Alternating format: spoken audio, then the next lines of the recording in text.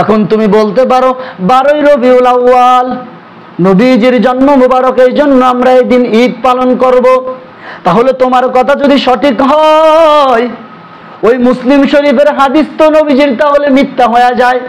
মুসলিম শরীফের এক হাদিসে আন আবি কতাদা রাদিয়াল্লাহু তাআলা আনহু قال قال رسول الله صلى الله عليه وسلم, আবি কতাদা রাদিয়াল্লাহু তাআলা আনহু মদিনার পয়গম্বরকে জিজ্ঞেস করলেন, ও মদিনার পয়গম্বর, আপনি প্রত্যেকটা সোমবারের দিন কি জন্য রোজা রাখেন? মদিনার পয়গম্বর বলতেছেন, আমি প্রত্যেক সোমবারের দিন রোজা রাখি এর পিছনে কারণ, এক নাম্বার কারণ, আমি নবীজি আমার যেই দিনটা জন্ম হয়েছিল, আমি পৃথিবীতে যেদিন আগমন করেছিলাম, এই দিনটা ছিল সোমবারের দিন। আমার উপরে যেই দিন কোরআন নাজিল হয়েছিল, এই দিনটাও ছিল সোমবারের দিন। এই দুইটা জিনিসের খুশির কারণে আমি এই দুইটা দিন রোজা রাখতেছি, রোজা রাখি। রোজা রেখে রেখে রেখে রেখে আমি রব্বে কারিমের শুকরিয়া আদায় করি। তাহলে এবার তুমি বলো, নবীজি নিজের জন্ম মুবারক পালন করার জন্য সোমবারের দিন রোজা রেখে রেখে জন্ম মুবারক পালন করেছে, আর তুমি আজকে বলতেছো নবীজির জন্ম মুবারক পালন করতে গেলে ওই দিনটা সব থেকে বড় ঈদ পালন করা লাগবে। যদি তোমার কথাই সঠিক হয়, তাহলে নবীজির হাদিস তো বেঠিক হয়ে গেল।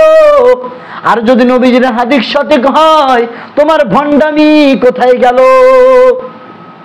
অনেকে বলে ঈদে মিলাদুন নবী, এই দিনটা বড় ঈদ, কিন্তু নবীজি বলে না।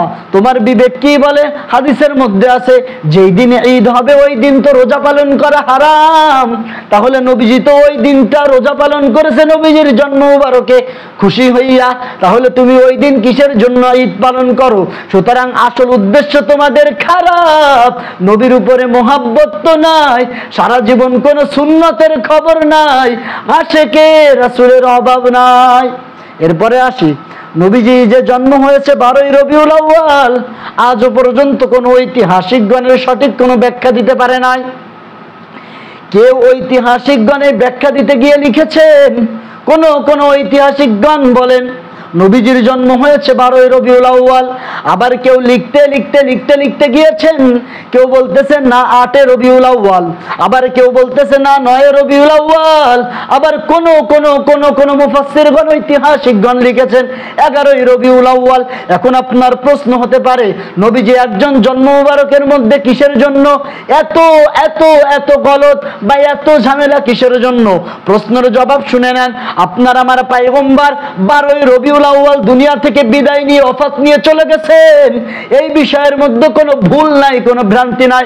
কিন্তু নবীজি যে 12ই রবিউল আউয়াল জন্মগ্রহণ করেছে, এর মধ্যে অনেক ভুল ভ্রান্তি থাকতে পারে।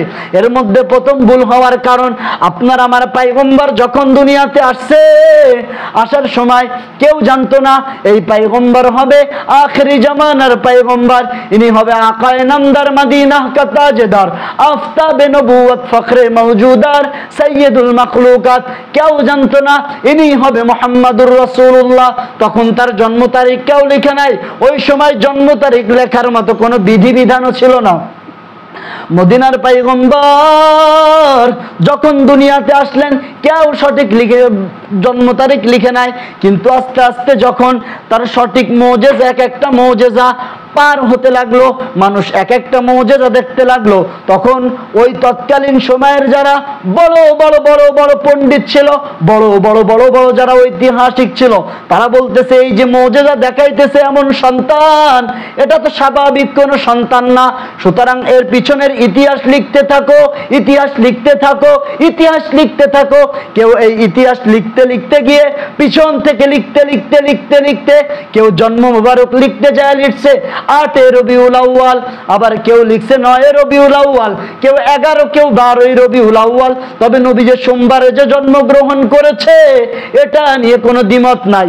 পয়গম্বরের তাহলে যে জন্ম 8 রবিউল, 9 রবিউল, 10, 12 রবিউল আউয়াল হয়েছে, এটা নিয়ে বিভিন্ন মত আছে।